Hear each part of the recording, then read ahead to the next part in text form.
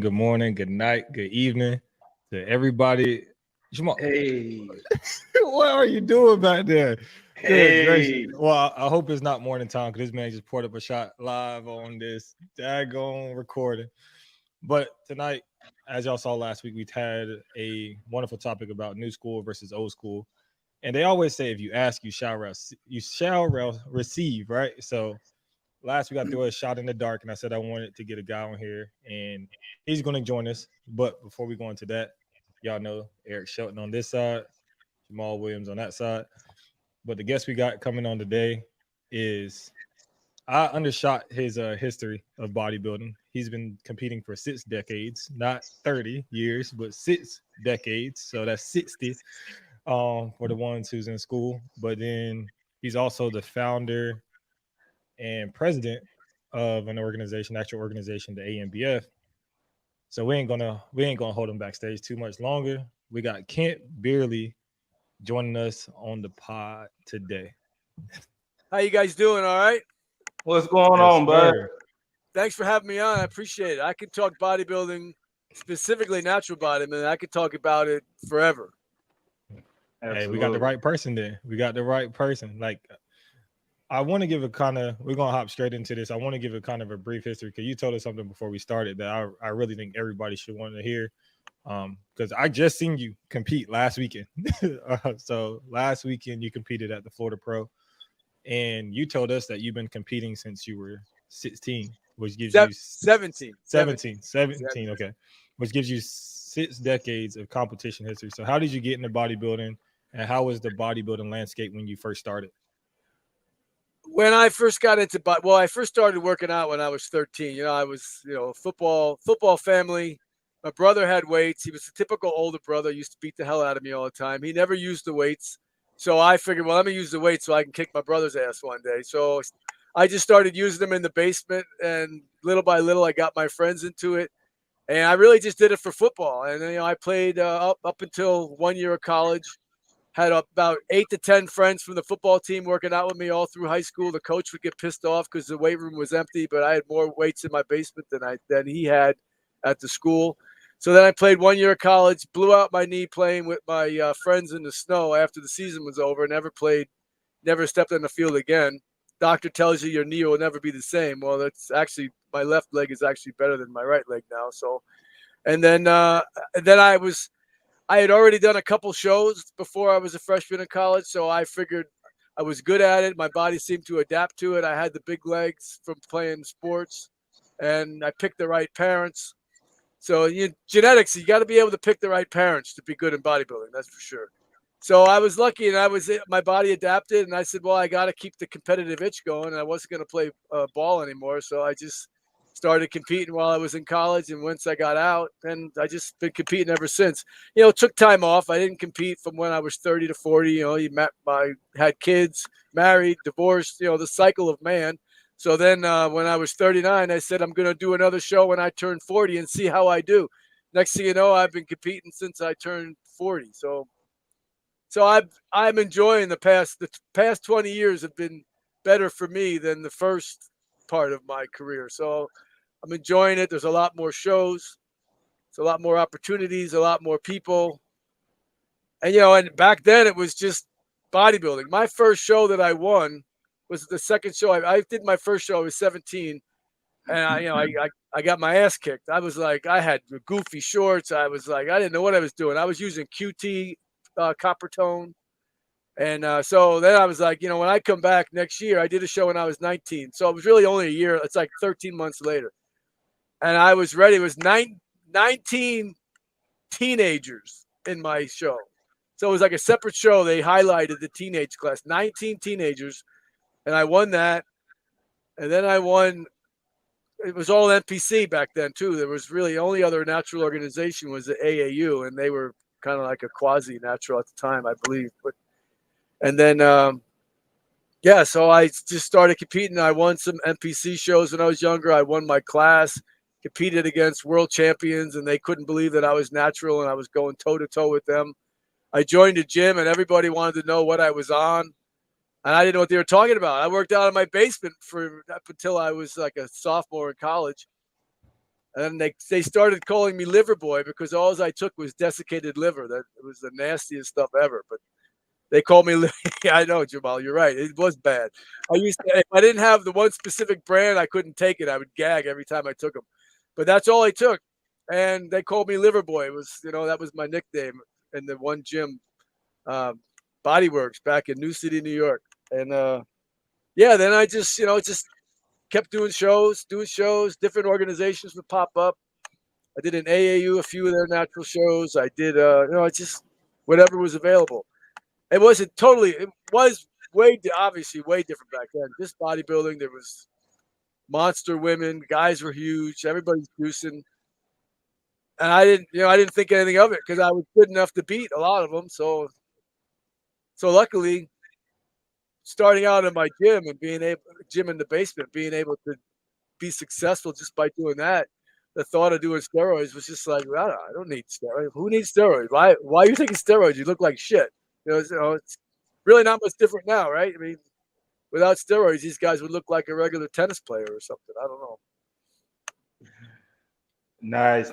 All right. So you've been in for 6 decades. What's the biggest difference you see between, I would say, the old school versus the new school? And when I say old school, obviously you was in that era of old school, and now you're in the era of the new school. So what's the biggest difference you see between the two? Well, the biggest difference, Jamal, I used to compete. Actually, we'll even talk about when I was 40. I would still say that that's more of an old school time. When I was 40, when I made my comeback, I was competing at 172 pounds. I didn't step on stages that weight, but I woke up 2:30 in the morning on Sunday at 158 pounds. I was never, there was no such thing as being as lean as I was on Sunday was unheard of back 20 years ago. You just had to come in big. You had to have the good definition. You had to have the good symmetry. You had to have good balance. But when I continued to compete, and as the sport, even in that 20 years, I remember when I was doing the IFPA Cape Cod Natural, and Sean Sullivan, good friend of mine forever. I could never crack the top 3 in any of the big shows, the Orton Cup or the Cape Cod. Back then, the Cape Cod Natural was a big pro show. It was always 2 weeks before the Orton. And it'd bring all the top guys because they wanted to do a prep, do a show before. And they needed to qualify for the Orton. That's back when you had to come in the top half of your class. You had 30, 40, 50 bodybuilding pros. And he told me, in the basement, I'm like, damn, I just can't get it. I'm doing the same thing I did. He says, you know what? If you think you're lean, then it says, the sport's changing. He said, you got to be leaner. You got to have your glutes have to be striated. You have to have more. You have the biggest legs on stage, but they don't mean anything unless they're lean, unless they're cut, unless you got the striated glutes. He says, and then when you do that, then the rest of your body's going to look amazing. So it was that from that point on, he says, when you think you're ready, lose 5 more pounds. And I credit Sully for really my winning since then to Sully, because he said, look, just some guys can't do it. Some guys won't do it. They won't, because it's hard. I mean, you guys know, you guys are top-notch talent. It's hard to get to that level. And if for somebody that never had to all of a sudden say, damn, I killed myself to get to 165, to 168, and then I would do the NPC shows. And then I was like, well, the welterweight class on the national level shows, the cutoff is 165. I'm like, well, I got to be 165 one way or another. I was going to do it. So really the NPC shows really taught me how to either you do it or you don't, and you're dead meat. If you don't make that welterweight class, you're going against middleweights in the NPC are monsters. I mean, they're up to 178 pounds. Now that's a big natural bodybuilder, 178 lean. So it's not like a fat 178, So I had to make the weight class. So then I'm like, well, shit, I could probably go lower. So then my best look ever when I was below 50 was I was 156 on the day of the show, and I was like, I'd never seen you guys know when you wake up and you see something, you're like, damn, I've never looked like this before. And it just Yeah. blows your mind. And you're like, am I ever going to get this again? And you don't know, but yet you can because you just did it and you know what you did. So it's just the difference is just the whole, everybody has a lot of the, we're talking the top talent. All the top talents got muscle. I mean, you're always going to have the guys in the bottom that have pro cards because they won it at a show that wasn't a top level show, or we all know that there was 5 guys and he was the best of 5 guys. So, but the top guys, if you want to be a top 3 guy, you got to have the size. But what always separates the top guys is the level of conditioning. And I'm still waiting for the time where it's too much, but it'll never happen in natural bodybuilding because it's just, I mean, it's just the way that it is now. So yeah, you have to. So I was 163 last year at the Florida Pro. I was 158 this time, 5 pounds less, and I still didn't make the top 5 in the open class. So it's like, it's like I compete to win. I don't care how old I am. When I'm 70 years old, I'll still want to win. So yeah, I disappointed in myself that I didn't do well, but disappointed in general because I said it before. I said at the time I thought Jay was coming, and I'm like, I don't care how big that guy is, I'm going after him, and that was my plan. And then I guess his replacement was Corey and Justin, so I got 2 guys, and I was like, damn, I got to take care of both you guys now. And there was a funny part. I like to have fun on stage too. So there was one point during the call outs, they called me back in for a top 5 call out. And I got in between them and I was like going to push them aside. I'm like, all right, guys, get out of my way. Because I like to have fun, but I knew those 2 guys were the class of the field for sure. And, and Justin's conditioning is like beyond crazy. It's just nuts. And I had been talking to him for like a month back and forth. I knew that he was the guy to beat. I didn't know at the time that Corey was coming. And then when I heard he was coming, I'm like, well, I'll go after Corey. I don't care. I mean, let's go. So I was hoping no less than 3rd, but it is what it is. And you can't, it's different everywhere. I had a good time there. I don't even know what we were just talking about, but yeah, but that's the difference. It's the conditioning is what really is the difference. Not just about being like a pumping iron big, pumping iron symmetry. It's about being, here's the problem though too. The leaner you get, you kind of upset your symmetry though. So that's one thing that you see. These guys, some of these guys are so lean that they're not round anymore. They're just flat. Mm-hmm. So they probably, whatever they need to do, they need to eat more, which is always a problem. I always used to get nervous about eating too much the day of the show. My stomach's sticking out. But if you time it right, you wake up at 2:00 in the morning and you schedule it out, then it's not a problem. But, a lot of guys can't do that. So they're afraid to eat. They just come in looking flat and skinny. And then they wonder why I was the leanest guy on stage. Why didn't I win? Well, it's not just about being the leanest guy on stage. It's still, about symmetry, conditioning, shape, size, everything. It's still bodybuilding. Some of the what the judges are looking for are different now than maybe in the past, but it's still about those same categories that it's always been about. No, for sure.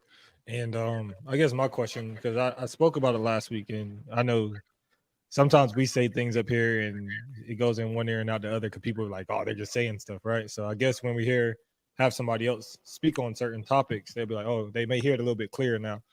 But the one thing I always emphasize is, and we emphasize it almost every week on this podcast, is about posing and how we feel like it's a lost art. Like in the old days, that's the one thing that we knew when they come out for their individuals that we're in for a show. Like people knew all their poses, people knew how to do transitions, people just put quality routines together. So do you think that's a lost art in new school bodybuilding as to the old school? I have to. Old school. I mean, when I have my posing class, I have whatever once a month or something, and I always tell them you got to be the first one in, the last one out. And you don't put your arms down until everybody else is down. You're doing double bicep. You wait. I'll wait forever. But you want the judges to see it. I mean, that's Florida Pro. Whatever, it was 9 judges or whatever it was. 9 judges, I think. The judges aren't going to see, who knows when they're looking at you. hopefully they're looking at you first, but it's not always the case. They might be looking down the line. So you got to get in your pose first. You got to get out of your pose last. And that's something that, you look back at all those guys held those poses forever.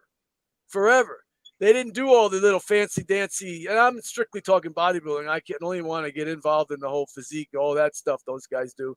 They're doing acrobatics before they get in their pose. I mean, when I had judge shows, I cut them off. The next pose, quarter turn to the right, and the guy's still doing stuff. But I tell the guys, look, I said, you want to look good going from pose to pose in bodybuilding. You don't have to do all the theatrics with the transition. You just do your quarter turn. You look good doing it. Get in your pose and hold it. And if you don't practice it, you're not going to be able to hold it. And if it's a chest, side chest, you do a side chest. You don't do anything in between. You don't, like some guys do a pose first, then get in the pose. You got to get in your pose. You don't see all the theatrics back in the day. It's like, here it is. Come and beat me. I mean, that's how you got to be with every single pose. Now with the posing routines, I wish that more organizations scored routines, because it is a big part. Being old school, it's a big part of it. Now, I like to entertain the crowd. If I can run out into the crowd, I will, like I did at the Florida Pro. I had to ask permission because that big ass expediter in the back said nobody can jump off stage. So I said, Daryl, hey, I'm going off stage. Can you call off the dog? So when I asked the guy, I said, did Daryl talk to you? He's like, about what? I said, I'm going off stage. No, you're not. Nobody's off stage. I was like, no, I'm going off stage. Daryl's going to tell you. Well, he better, because I'm going to be chasing you around. I said, I don't need your big ass chasing me around. I said, but I'm going off stage because I like to entertain the crowd. The routine to me is all about entertaining the crowd because it's not scored. If the routines were scored, it's different. But let's be real. Sitting there and watching 50 routines is boring. It's just awful. It's awful. Boring as hell. So you got to liven it up. Some routines are like, wow, that was great. But how many routines are really great? I mean, especially like in the amateur ranks, you don't really, but a lot of pros put on a good show. But you got to jazz it up. So if you scored the routines, you might get a better product on stage and people might put more time into it. Put more time into it to entertain the crowd. It's an entertainment business. That's what I always say. I mean, I run my own organization. It's an entertainment business. You got to entertain the crowd. You want the crowd to be like, wow, I can't wait to see what's next because that routine was great. Let's see if somebody can beat them. And if the crowd knows they're being scored too. I think that's the key to making it, bringing back more stylish. I mean, the real hardcore posing and hit the poses, hold it. I've seen enough backflips and moonwalks and stuff like that. We don't need to keep. That's not bodybuilding to me. I can't do that, so I'm jealous. But it's not bodybuilding to me. I think. I don't know. What do you guys think? Am I right or not? Jamal, can you moonwalk? Yeah, you can moonwalk. Eric, can you moonwalk? Yeah, not at all. Yeah, I can't either. I'd hurt myself. Some of the stuff I see. I almost hurt myself jumping off the stage. I almost hurt myself. Yeah. All right. So, Kent, what keeps you going, man? You've been doing this since you were 17 years old. So, what keeps you going even in this new era of bodybuilding? And do you think that natural bodybuilding is headed in the right direction? What keeps me going? Well, I'm a very competitive person. I don't like to lose it at anything, and I still feel like my wife always asks me all the time, how long are you going to do this? So I said, look, I'm going to do this until it's not fun anymore or I suck. So as long as I don't suck, I'm going to keep doing it. I love the process. I'm a masochist, I suppose. I love the process of getting ready for a show. But obviously I own my own gym, so I love the whole gym atmosphere. I love helping people get ready for shows. I have a whole stable of clients that I train for shows. I love helping them. I love helping anybody, even if you don't do shows. To get yourself in a position where you feel better about yourself. And what a better example than me showing them the way. Like I go, look, this is what I just did. There's no reason why you can't do it. I just beat 24-year-olds or 30-year-olds, and I'm 60 years old. I'm an old dude, and it's still fun to me, and I love to be out and show all my hard work to the people in the audience. Like this is what you could do, and it's just I just like to be an example of really the benefits of natural bodybuilding. People, I was talking about this the other day. Rich Gaspari lives the next town over. He's my age, 50. He's 60 years old. He's 2 months older than me, and people have joked about it. Like I should call him out and do a pose down with him for charity because we're the same age. We can see the difference of a natural bodybuilder against a competitor, obviously, that's used steroids throughout his career. I've known him since he's 18 years old, and he's a monster, and he's a great guy, but it just shows me the difference between the two. I mean, these guys are beat up, these old school bodybuilders, and here I am. I'm his age, and I feel great. I mean, to be honest, when I did Sully's show, the Battle of the Gods, and I won that, I was like, I was almost like the best I think I've ever looked at any show in my life. Maybe not as big, but it's the best overall shape that I've ever been in my life. So if I keep going, I just enjoy it, and it just keeps firing up my competitive edge. And I'm a very competitive person. No matter, I mean, and I've done powerlifting meets too. My son's a 6-time state champ powerlifter, so I do that too. But it's not the same. Too much sitting around in powerlifting. There's too much break. I could do 5 sets of the amount they do 2. So I always tease my son. I'm like, this is easy compared to bodybuilding. You guys get to eat whatever you want. All the gummy bears and all these other donuts and stuff. I can't eat those things. I do steal some sometimes. But yeah, I just enjoy it, and I like to be around the guys. I mean, all the guys. I love when people come up to me and they talk to me and they know who I am just by being on social media or seeing me around. And I'm still not used to the fact that people want to come up to me and get my picture. I'm like, I don't even put myself, I just put myself as a regular competitor. And it's nice, the respect I get from the competitors. All you guys are great. People backstage are great. And just people in the audience where they just acknowledge the fact of what I've done over my career, which, I mean, maybe one day I'll sit down and try to count how many shows I've done and how many shows I've actually won and, stuff like that. But to me, that's not important. It's just that I still enjoy it. And I still enjoy the process. I still enjoy, if I don't feel miserable, then I'm not working hard enough kind of attitude. And then that's, I mean, you guys live it too. I mean, it's just like, you shouldn't feel good. I mean, it's just, if somebody says, I feel great. I'm like, sorry. And you take your clothes off. You can see, yeah, you feel great because you're not ready. And that's, yeah. So that's, I just enjoy it. I mean, it's just, I've always enjoyed it. It's always been something that I've done. Gotcha. And the part 2 to that question was, do you feel like the natural bodybuilding, we'll just speak specifically on natural bodybuilding. Do you feel like the new school bodybuilding is in a good place as into being progressive moving forward? The athletes that's coming out, like even the different shapes and the caliber of athletes, do you feel like they're on par with the old school bodybuilding, or probably just even better heading into the future? Well, I assume when you say natural bodybuilding, you mean the whole sport in general, physique, classic, all that stuff. I think that I think the sport's in a good position. I think there's a lot of people in charge. There's a lot of good organizations. There's a lot of the bad stuff. It seems to be fading away as far as some of the bad leaders of our organizations. They seem to be phasing out. I mean, I could be honest. I could put it in perspective. The AMBF, we were like the ugly grandchild. We were like the bad guy, talked about all the time. But now it's like I get along with all the organizations, and I think in part because of basically I call it my goodwill tour, where I specifically and strategically picked shows in every organization to compete in because I wanted to show them that I'm a competitor first. When I show up at your show, I don't want to be, there's an AMBF president. I want to be a competitor. I don't want to be associated with being anybody in charge of anything. I'm here because I have an OCB membership, or I have a WMBF membership, or a USBF membership. I'm a competitor.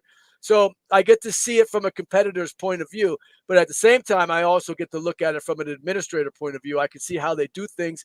And yeah, I always learn back in my real corporate days, you go somewhere, you find something that people are doing right. That's really that's what I do. What does the OCB do right? What does the WMBF do right? And what does the USBF, NGA, whoever else, AAU, what do they do right? If you find things that they do right, you feel like it can fit. So I've learned a lot. And a lot of these organizations have very good people in charge. Obviously, the OCB is the top, and they're the one that everybody wants to be. USBF is very promising future. I enjoy all those people. They're all, I would say, friends of mine that I've known for a while. Some of them I've known a long time. NGA, unfortunately, they've had an influx of people leaving, so that's not good for them. But they're still around. Some of the promoters, like Josh Miller, puts on good shows. Warren Agabu puts on good shows. There's other NGA promoters that put on good shows. So they still have good people in them. WMBF obviously is in good hands, and they do well, and they have probably the top natural bodybuilding show in the WMBF worlds, because it's true worlds from all over the world. So that's good. The PNBA, obviously, with the Natural Olympia, you can't. So the sport's in good hands. I mean, they're still infighting, but I'm happy that it seems like they accept the AMBF. So people are more willing to work with us if possible, but we're not like, oh, the AMBF, oh my God. So as far as competitors wise, I'd like to see more bodybuilders, but I understand the classic and men's physique takes that. I think classic physique has taken a lot of good men's physique competitors.